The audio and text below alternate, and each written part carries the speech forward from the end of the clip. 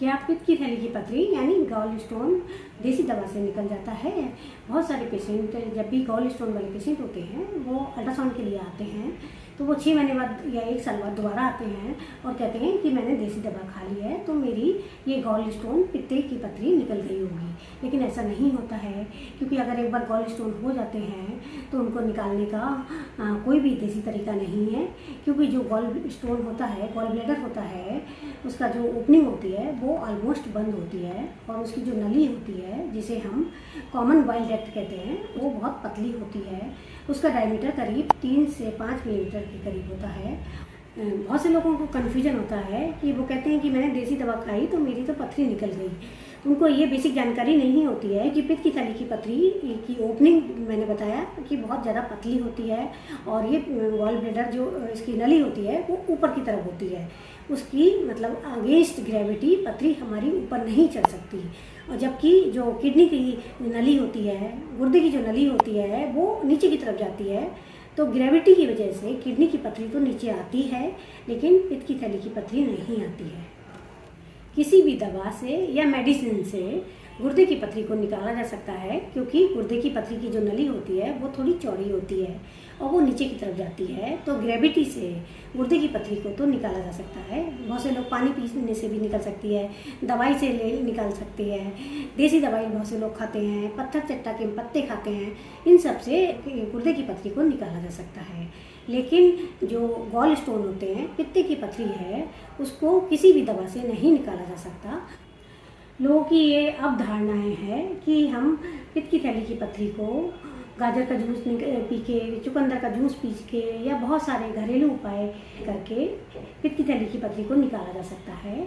आप अगर internet search करेंगे तो उसमें बहुत सारे आर्टिकल मिल जाएंगे जिसमें बताया गया होता है कि अगर आप ये घरेलू उपाय कर लें तो आपका गॉल स्टोन निकल जाएगा। इस तरह के बहुत सारे आपको आर्टिकल मिल जाएंगे जिसमें लोग दावा भी करते हैं कि पित्त की थैली की पथरी को निकाला जा सकता है, उसको पिघलाया जा सकता है, मतलब उसको मेल्ट करा जा सकता है, या पित्त की थैली को पथरी को नली से निकाला जा सकता है।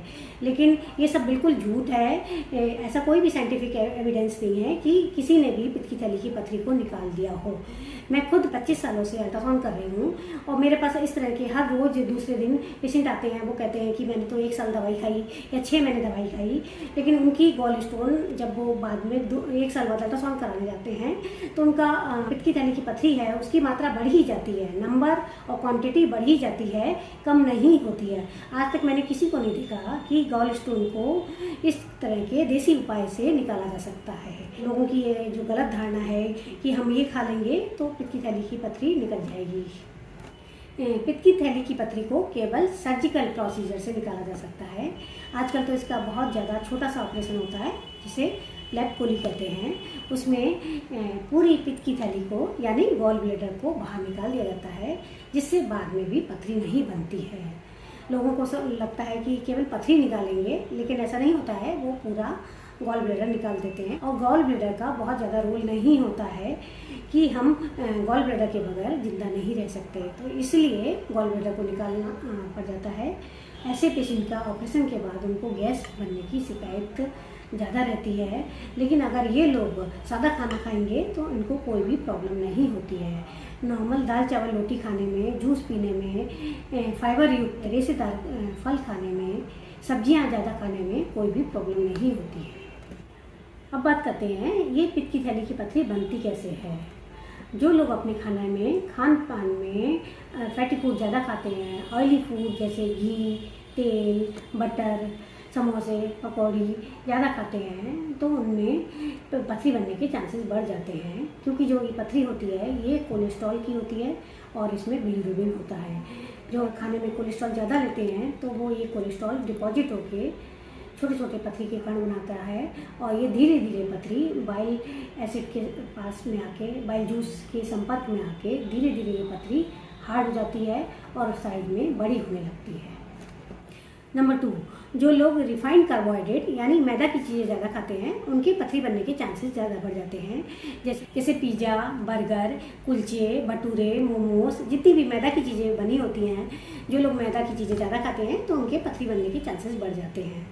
और नंबर 3, ये पथरी लेडीज़ में ज़्यादा देखी जाती है, क्योंकि हम लोग एक बुक पढ़ते थे तो उसमें लिखा होता था फैट फर्टाइल फीमेल अप 40, और फीमेल्स में उनमें होते हैं जो फैट होती हैं, मोटी होती हैं, फर्टाइल होती हैं, मतलब जिनके बच्चे पैदा करने की उम्र होती है 20 से 40 साल की उम्र होती है, फीमेल होती हैं, मतलब लेडीज़ में ज़्यादा होती है, एंड 40 मतलब 40 साल की उम्र के आसपास लेडीज़ में पथरी बनने के चांसेस बहुत ज़्यादा होते हैं, क्योंकि ये हार्मोनल चेंजेस की वजह से लेडीज़ में पथरी ज़्यादा बनती है, जबकि मेल्स में पथरी बनने के चांसेस कम होते हैं।